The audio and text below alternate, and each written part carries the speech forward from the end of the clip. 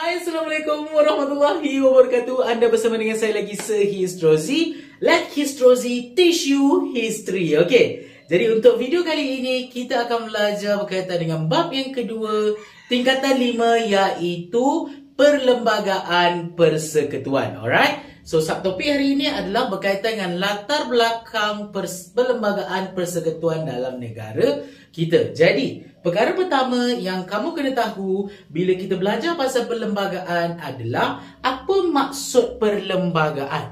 Jadi, perlembagaan itu maksudnya adalah undang-undang tertinggi. So, maksud kat sini, dalam banyak-banyak undang-undang dalam negara kita, kita ada satu undang-undang yang paling tinggi sekali yang kita panggil sebagai perlembagaan persekutuan. Dan kita telah menghasilkan perlembagaan kita pada tahun 1957 ketika kita hendak merdeka. Dan satu rules dalam pembuatan perlembagaan adalah perlembagaan ini hanya dibuat sekali sahaja dalam seumur hidup sesebuah negara. Dan perlembagaan itulah yang diguna pakai daripada zaman kita merdeka sampailah hari ini. Alright? Dan apa pentingnya perlembagaan ini? Setiap undang-undang yang ada dalam negara kita perlu berpandukan perlembagaan. So maksudnya kalau ada undang-undang yang melanggar perlembagaan, maksudnya undang-undang itu terbatal dengan sendirinya. Dan apa lagi perkara penting yang perlu ada dalam sesebuah perlembagaan adalah perlembagaan juga menjadi teras kepada pemerintahan. So maksudnya pemerintahan negara kita, so terasnya adalah perlembagaan. So maksudnya kat sini, semua pemimpin-pemimpin negara dalam nak menghasilkan undang-undang dalam negara kita, dia mesti merujuk kepada perlembagaan. Faham tak kat sini? So umpamanya, perlembagaan ni umpama macam manual kepada negara kita. Nampak tak dekat situ?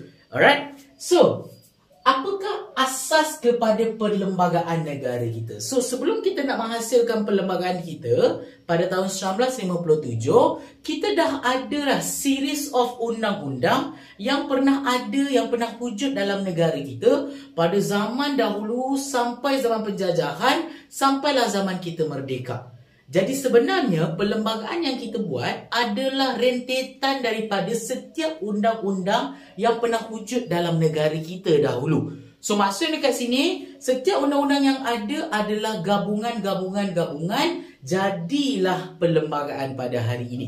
So maksudnya kat sini, perlembagaan yang ada pada hari ini adalah gabungan antara Undang-Undang Melayu dan juga Undang-Undang Inggeris. Kenapa Undang-Undang Melayu? Sebab ini undang-undang yang ada pada zaman sebelum penjajahan di dalam negara kita. Lepas tu digabungkan pula dengan Undang-Undang Inggeris, iaitu undang-undang yang dibawa oleh penjajah British dalam negara kita. So kita akan tengok satu persatu. Apakah contoh-contoh elemen penting yang ada dalam Undang-Undang Melayu dan apa elemen penting yang perlu ada dalam Undang-Undang Inggeris. So kita pergi yang pertama dahulu, Undang-Undang Melayu. Jadi Undang-Undang Melayu ini adalah undang-undang yang diwujudkan pada zaman Kesultanan Melayu Melaka. So maksudnya zaman Kesultanan Melayu Melaka ni adalah zaman KMN. Dan korang dah belajar dah pada bab pertama tingkatan 4. Apakah nama undang-undang yang ada dalam zaman Melaka? Kita panggil dia sebagai Hukum Kanun Melaka. Ini umpama undang-undang yang paling tinggi di Melaka. Jadi, sedikit sebanyak undang-undang yang ada pada hari ini, kita cedok daripada Hukum Kanun Melaka. Dan antaranya adalah, pada zaman Melaka dahulu, Raja dijadikan sebagai pemerintah tertinggi dalam kerajaan Melaka. Dan negara kita pada hari pun sama, Raja masih lagi menjadi pemerintah tertinggi dalam negara kita. Dan selain daripada Raja, kita ada juga golongan rakyat. Dalam Hukum Kanun Melaka juga ada menerangkan tentang apakah tugas atau tanggungjawab rakyat. Raja bertanggungjawab untuk memerintah dan menjaga kebajikan rakyat, manakala rakyat pula sebagai balasannya perlu memberikan taat setia kepada raja ataupun pemerintah. Sama macam hari ini.